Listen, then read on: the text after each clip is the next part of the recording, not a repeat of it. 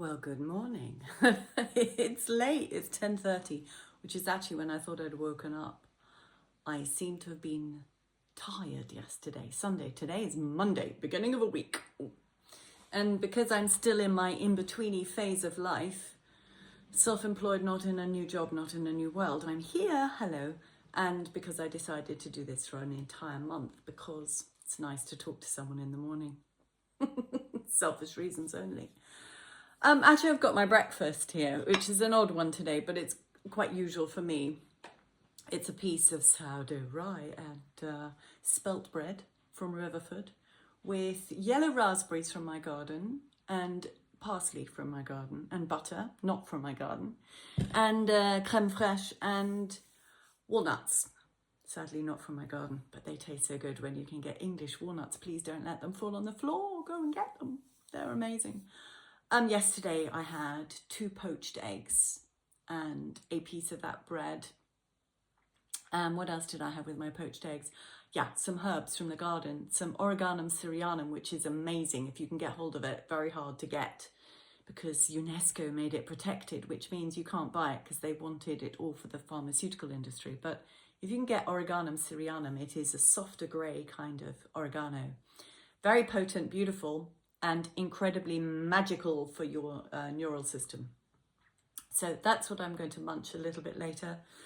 And I thought I would talk about food because I just applied for a really interesting job of natural food for children in the USA. And you may think, well, she's a landscape architect and she teaches performing arts. Well, if any one of you knows me, how is she qualified to do that?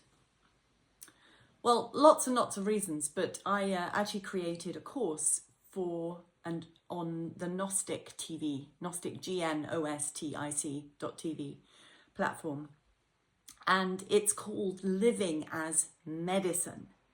And it was talking about every single aspect of our lives as looking after ourselves. So you don't need to go to the doctor and you don't need medicine. It is so rare that I need medicine.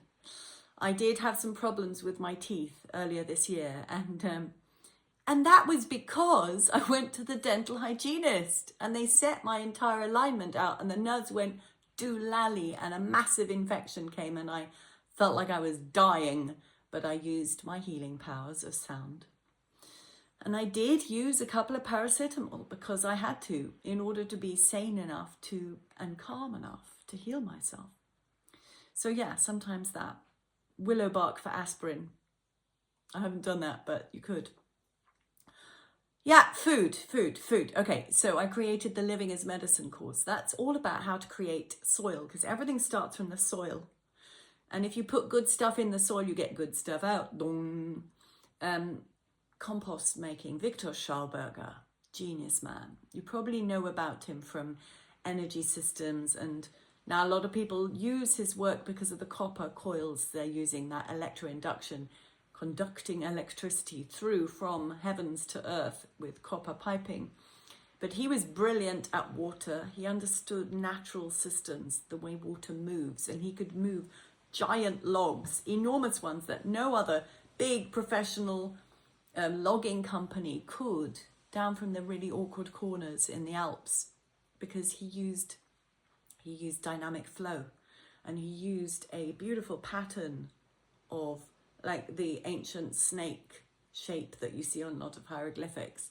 He used that, the spiral understanding of how water actually moves as a vortex. And he could bring down these enormous big logs, and he was serenaded for it. No, celebrated. Maybe serenaded too.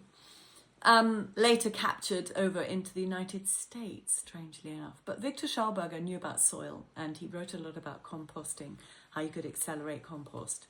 You can create compost around a tree, which helps the tree, and of course helps with all of the different mycorrhizal critters in the ground under the tree coming up into the compost and helping to not destroy it, but to combine it and break it down. And he talked about using layers of organic and inorganic material.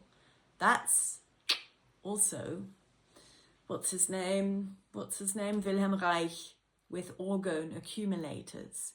So Viktor Schauberger did it in his compost heaps with It was all organic material, but it was more organic and mineral.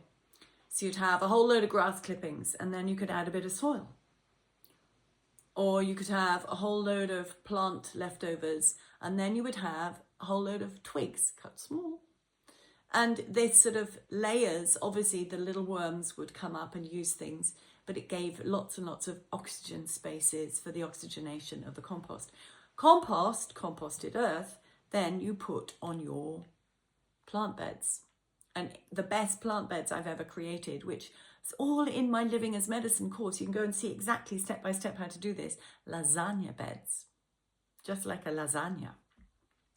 And you can create on bare rubbish earth, you know, really thin, scraggy earth that hasn't been cultured for a long time. You can just layer up. You could start with a layer of grass, cut grass. Then you can put a layer of leaves. Then you can put a layer of long-leaved, long-stemmed straw, hay. Then you could put a layer of twiggy material, again, cut small. And you could put a layer of green stuff that you've collected from all kinds of places, another layer of leaves, etc., etc., etc. And you build this thing up. And then you put a thin layer of topsoil on the top. And you plant your seeds in it. And the plants that grow are crazy. Crazy.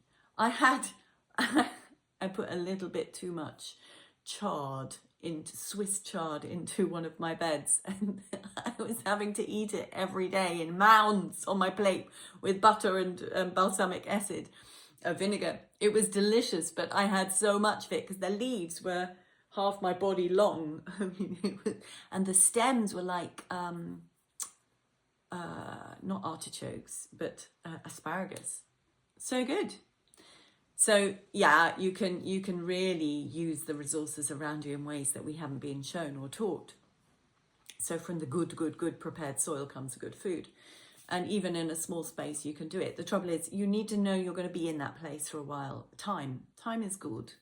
I'm here. I knew I was going to be here for only a short season, arrived in November, and I did that work in my small veggie patch, which is here on a little slope, a little series of terraces. And what I did was I opened up terraces, dug them out, removed the soil, made a trough, and put in my organic waste from a week. And then I closed it over and planted seeds, and then I did it somewhere else in the veggie garden. So that way I fed it. I fed the soil, and I've had pretty decent harvest considering we've had incredibly warm weather, basically dry as a bone. So even on a short time, you can produce food. So the raspberries, for example, and the parsley and the oreganum syrianum. But the thing about food is we're all linked to guilt. I even woke up from a funny dream this morning. There were two parts of the dream. One was very lovely about the colour coral, which is just something I adore. I love that colour. And it was about the way I decorated a wall with some beautiful wallpaper, and the other one with a textured paint. And because of that, it reflected on the floor and made the rough floor look really beautiful. So I looked at the floor and I thought, actually, smoothing my hand over it in the dream, I could sand it and it would be amazing. You know, smooth as a baby's bottom is the technical term I was introduced to age 8. So that was about influencing things, beautiful things, good things, influencing something so that something that was not so good looking becomes somehow beautiful in potential and therefore enjoyable. Good dream. And before that, there was some other part of it. And there was a big part of a dream about a new dress, quite a complicated dress with bits and attachments and applique, and quite interesting, sort of dark with some sort of frills and a few flowers. And maybe I should make that dress. It was quite nice. I should draw it. And then there was someone who was interrupting me when I was trying to get dressed fully into this dress, some kind of relative. I think it was my mother, actually. And I was just trying to put my knickers on. And she looked at them. These were brand new as well. And she said, they're very big, as though there was something deeply wrong with me, that I had large knickers. And I said, you know, it depends on the size of my stomach. And I was thinking, yes, how much stress I have. And I woke up and I was thinking about this. And of course, our bodies, we're conditioned from Victoria's Secret models, aren't we? And we should know by now, all of us should know, they're not women. These are men pretending to be women, Victoria's Secret models. So we grew up, we sweet ones of the 80s, believing that those people were who we should look like. Yes, I know a few people have said this. But unless we had tiny little rib cages and tiny little waists and tiny little hips, we were not worthy as an attractive partner. Should we just have a little think now? When you have a baby, when you conceive a baby and you grow a baby in your amazing body, your incredible body, your rib cage expands. Why? Because baby is in there. Baby pushes everything up. Baby's got to go somewhere. Everything else has got to go somewhere. The rib cage expands. Thank God. So my rib cage used to be a little one, like size 8, size 10, and now it's a size 12. Good. I have more lung capacity now that I don't have any babies in my belly. Can sing long healing notes for the earth and myself, like I was doing yesterday. I might talk about that. And then let's look at the waist. Good. It's really good to have a small waist because that's sort of an indicator of the amount of fat on your body. You want some fat. You do. Because if you don't have fat, what happens is if you're on a time when you have to use a whole load more of energy, you just lose your boobs. It's so sad as a woman. It's really sad. And earlier this year, because of my job being so horridly stressful, I went right down skinny, flat. Just lost all my weight, lost all my fat, because I was working too much, too hard. It was not a good situation. Fat is actually good to have, just not too much, because obviously you've got to have the flexibility. You've got too much fat, you can't breathe properly, yeah? But it's nice to have a waist, isn't it? To have that shape. And then let's talk about the hips. So yes, when you have a child, weirdly enough, female hips are designed to open up for that beautiful baby head, which is at least that size to go through your pelvis and out into the world. And then there's the head. Yes, there's the beautiful baby head. And then there's the shoulders and the rest of the body. It's got to come out of you. Not a cesarean section. That is not a good idea. Babies need the experience of the birth to awaken them into the world.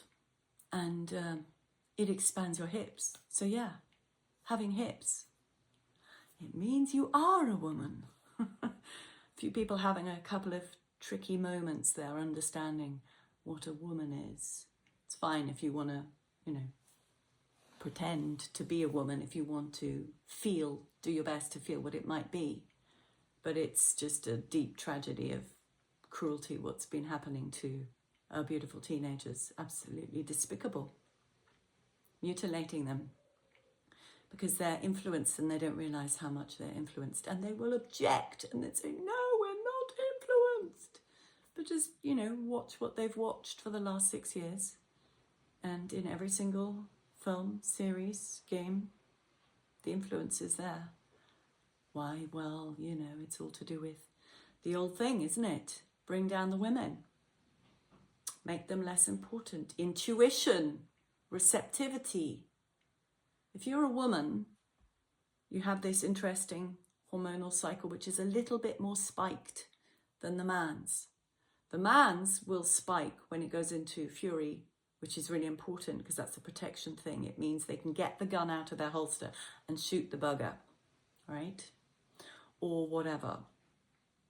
But the woman's got this amazing, crazy fluctuation of hormones all the time. So she has to be emotionally intelligent so that she comes across as a sane being with some kind of peace about her, right? So she's always riding the wave of her body and its different movements, the different hormones within her. I've now got completely distracted what I was saying. I know it was about food, but I can't think now what. Oops, rewind. Okay, I'll just take the tangent that I wanted to take. So imagine someone saying, if you're an adult, right? You're not allowed to have the sweet things at the table first. When we were little, maybe there was a point, but to be honest, when we were little, we were fed by our parents. If our parents were responsible, they didn't put sugar on the table. They put honey, they put fruit, they put dates. If our parents were responsible. Mine were a little bit responsible. My mother was fairly good with food. And we did have some of those things. We had some sugar and a bit of grunk too, but mostly we had good food actually. She was good on that. If I need a quick buzz because my energy is low and I am hungry, it's a good idea to have something which can break down very quickly in my mouth to sucrose, glucose, boom, blood sugar. Yeah, ooh, perky at the table. Nice. Can have a lively conversation. And that might mean eating the raspberries first, or the mango, or the strawberries. Yeah, great. Or have a date first, or have some honey in my tea or coffee. Good. It doesn't make me a bad person. So back to the knickers, right? That's what I was getting at. Guilt. Food and guilt. And when you mix food, guilt, and then toxic so-called food, you have a real big problem in your body. If you have food and guilt and natural organic food, which is unprocessed, other than the processing you do at home, it's much easier for your body to break down and handle things. There will be fluctuation. Your body will say, I think we need some of this. Oh, I think you could do with some of that. Maybe a day of no coffee, maybe a day of using some bicarbonate of soda, maybe use some vinegar, maybe use more salt, less salt, whatever. Your body will be able to tell you because it's easy to navigate that kind of fluid goodness. But if you buy stuff that they sell in supermarkets, which I'm told is food, all I can buy in supermarkets these days, unless it's Waitrose, but Waitrose is so woke. Waitrose, disgusting. It's a good thing I don't live near you anymore and I'm not tempted to go in and buy nice food because your company policies are appalling. But when I go to a supermarket, all I can buy is tinned tuna in spring water for my cat, Bim, and maybe yogurt from Yo Valley and milk from Yo Valley. Maybe jam from Dufour, I think it's called, where they don't use any sugar. It's just concentrated fruit. Maybe honey. And there must be something else. Oh yes, sometimes I can get decent organic olive oil and organic balsamic vinegar and cider vinegar. Usually I get those from somewhere else, but that's not very much from a supermarket. Oh, maybe if I'm lucky, organic peppercorns. Most of my food I have to get through the post. But people do eat from supermarkets, I'm told. Yeah, they still exist, don't they? And the processing in the food, the stuff. And I'm in England and we don't add half of the stuff that is added in the USA. When I move to the USA, I'll have to order in all my food. I'll probably use Operation Tomahawk for that. And then I'll have to grow the other half of it. Yeah. And maybe subsidize it with a couple of other organic producers. Get it in boxes for the post and have my salads growing on my window ledges, because that is not food. So no wonder we have these crazy things that as adults we're saying, oh, you can't eat the sweets first. It's like, what? Have you no capacity for a self-awareness for your body? You know, maybe as a child you stopped them going nuts on sugar first, but then it was your responsibility not to produce the crazy sugar food for the children at the party. And yes, we were joking, some friends of mine yesterday, about how I was saying I'd never liked those children who took everything onto their plate and then had one bite and then left it. Food wasting. Why would you waste food when you've paid good money for it? Because you paid for good food. You went to the animals that went through all of their experience and gave you their cream and their butter or their flesh, right? Why would you waste someone's body? Why would you waste a plant that's grown in sunlight and good soil and water and just chuck it away as though it's worthless. What? That was reprehensible, those kind of parents that didn't teach their children value. The value of the most basic things. We have just thrown the most basic things out the window. Wow. Okay, I'm going to rein in my rant. You can still go and buy Living as Medicine. I will put the link down below because it's a lovely course. And there's a very nice review by Monica, who is a nurse. She's not a practicing one anymore because of the whole COVID nonsense, but she does beautiful things for people's health. And she rated it highly. Thank you, Monica. Beautiful course. And the reason I'm talking and thinking about it is because, yeah, I might be. That would be cool. Working with a whole lot of American teenagers to get them seeing the world of food and therefore plants and animals and soil and water and the entire beautiful ecosystem of part of Mama Earth. Ama Earth. So yes, important and essential. I'm Dr. Isabel M.A. and this is Activating Our Human Potential. Thank you for joining me for another heavenly tea. Actually, it's coffee. Oh. And I'll see you tomorrow.